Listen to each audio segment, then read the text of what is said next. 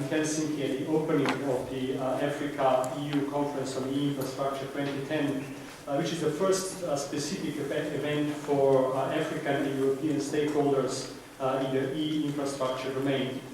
As some of you might remember, in February this year, we had a very successful workshop in Brussels that presented the results of the FEAST, which is the feasibility study for the Africa Connect initiative on the interaction of research and education networks in Africa. At that workshop, we realized that there is a window of opportunity that cannot and should not be missed, requiring strong political will to act and a determined collaboration of all stakeholders. So from that perspective, I see this conference as a very important step, which is consolidating these efforts, promoting and increasing the visibility of the e-infrastructure developments in Africa, and developing stronger cooperation links between Europe and Africa in this specific area. From our perspective, we see all these efforts as part of a broader picture given by what we call Europe 2020 strategy of smart, sustainable and inclusive growth, and in particular the first flagship which we launched in May this year, which is called the Digital Agenda, which is led by my Vice President, Commissioner Cruz. The objectives of this Digital Agenda aim to contribute significantly to economic growth of the European Union and to spread the benefits of the digital era to the whole society. The Digital Agenda calls explicitly for the development of research infrastructure and e-infrastructures. In fact, for several years, the European Commission has been advocating policies and providing funds for e-infrastructures, such as the Partnership for Advanced Computing in Europe, PRACE, and the High Performance Computing Area, or GEANT in the research networking. And there are good reasons to justify this sustained support.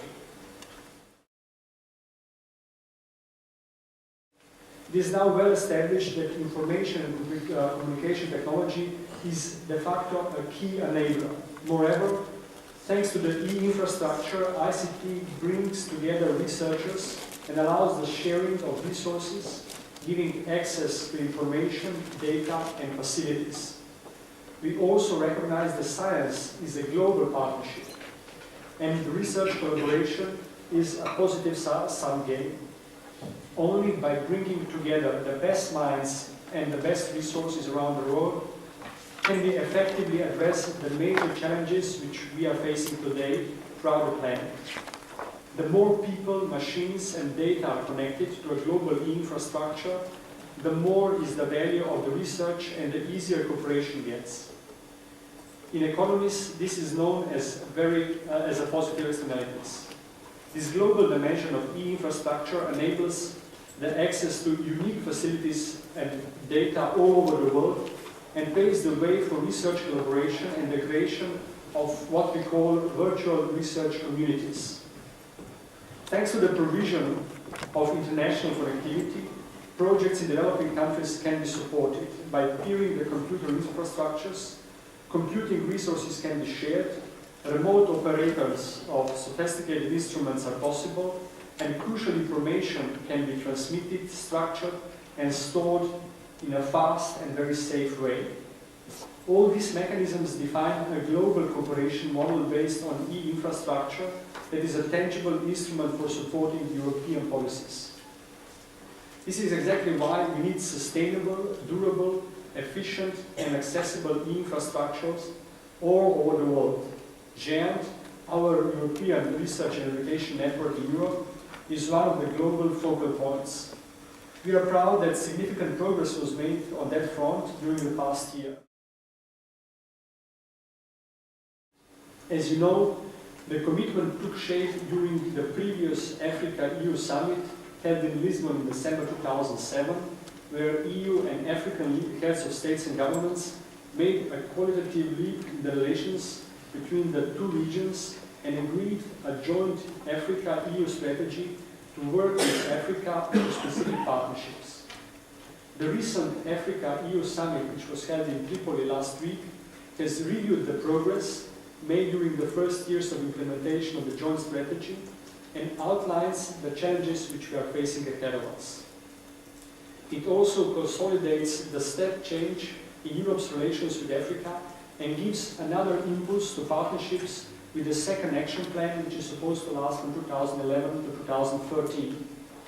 In particular, the second priority action of the new action plan supports the development of an inclusive information society in Africa and confirms the need to reinforce the deployment of regional research and education networks and the interconnection with the giant network, which we know today as Africa Connect.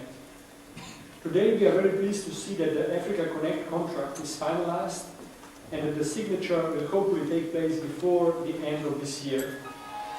I want to thank all the partners that have worked during the last months with the European Commission to make this possible. First of all, of course, the African Union Commission, also the ACP Secretariat, Dante, and UbuntuNet Alliance.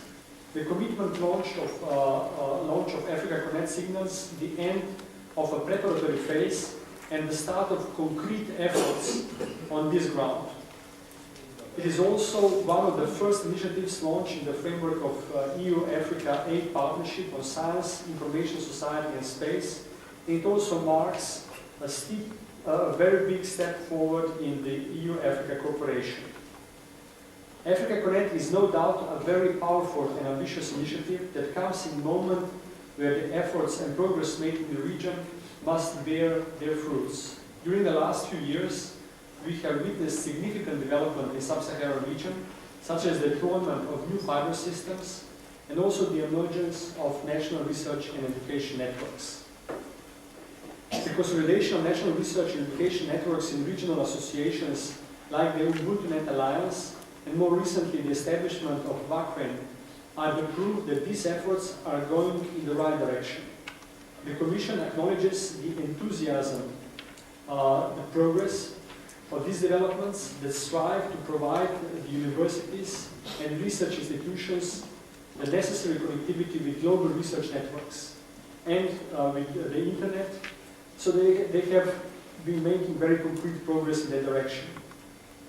Africa Connect is a first step, and we also hope that this initiative comes as a catalyzer in the region, not only to provide the connectivity, but also to establish the basis for powerful e-infrastructures in the region, both to support research communities with appropriate computing tools and applications, as well as to provide proper means for public services, like for example the civil protection, agriculture, crop and plague control, climatology, weather monitoring, etc.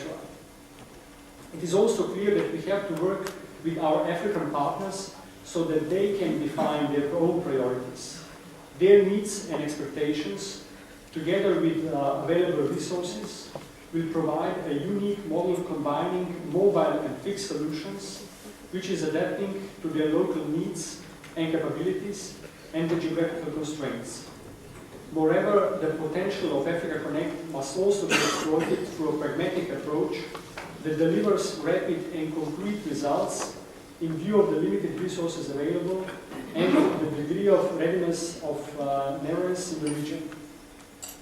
As identified by FAST in the feasibility study, several countries met the conditions to connect their national research and education networks with each other and also with GEM. It is crucial to keep Africa Connect as a focused and fast action, delivering tangible results that can act as a catalyst for their NERES to get ready and further other initiatives and efforts to multiply the impact. We hope that also the rapid and concrete results will be the best arguments for the sustainability and growth of Africa Connect, making it possible that more and more projects build applications and services on top of the research and education networks to cover also larger parts of Africa. Of course, we should not forget that there will be and there still are challenges and open questions that have to be addressed. Just to mention a few examples. The uneven technical capability of universities and research centers in the different countries and sub-regions, also the inexistent and scarce national infrastructure deployment and cross-border cable connectivity, or also lack of appropriate measures in the telecommunication market to make room for non-for-profit public interest traffic at affordable prices. Finally, we need to raise the awareness of regional managers in education and research institutions and also in public authorities in general of the need for high-quality e-infrastructure. The message is very simple and straightforward. No high-quality research and education are possible without high-quality network connection to the world. And this message has to be brought forward and very well understood. But it is essential that national policies consider the importance of developing research and education network connectivity, and this importance is clearly reflected in terms of national budget allocations. In this respect, the role of African Union is key in effectively contributing to provide the necessary institutional support and raising awareness in public authorities of these challenges, and also in helping emerging learners to get ready with the support of actors like the Association of African Universities. It must be very well understood that there is a need to coordinate and maximize the synergy of current and future interventions in the region. Isolated initiatives cannot solve all the problems given their limited scope and resources, but must rather be considered as a part of the global picture of the EU-Africa cooperation in ICT. This is one of the reasons why we are combining this first conference on e-infrastructure with the third Africa Euro Cooperation Forum on ICT research into eI-Africa Week of 2010, which in turn is a side event of the third Africa EU Summit.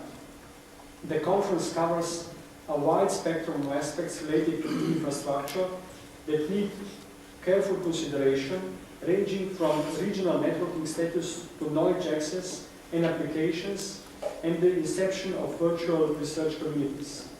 Moreover, and in line with the need of the better synergy and coordination, the program gives a specific importance to international cooperation and ownership, and how European best practices can help in the development of a real, genuine African model. In this sense, I would like to stress the importance of the support that member states provide to the ICT collaboration with Africa, and also in particular to the cooperation of European nations with their African peers in order to contribute to the success of e-infrastructures in Africa. From that perspective, today's conference is a very important event both for European and African research and education communities. E-infrastructure have the potential for a major impact in the region, such as the creation of local know-how in network engineering, the increase in the demand of better ICT infrastructure for all, a higher level of cooperation of regional learners, and last but not least, a better integration of ongoing educational and research efforts, contributing to the rationalization of interventions and harmonization of policies at national and regional levels. From that perspective, I invite all the partners to join forces. We need to mobilize all the necessary expertise and resources and combine support from development programs in order to maximize the impact in the ground. Political vision and commitment will be essential conditions for success, both at regional and national level. I sincerely hope that this conference helps the way forward to a coordinated and strengthened approach towards connecting Africa, and also to fit well in the motto that summarizes our goal. Let's not lose the momentum, let's be practical, and let's get started with Africa Connect. Thank you very much.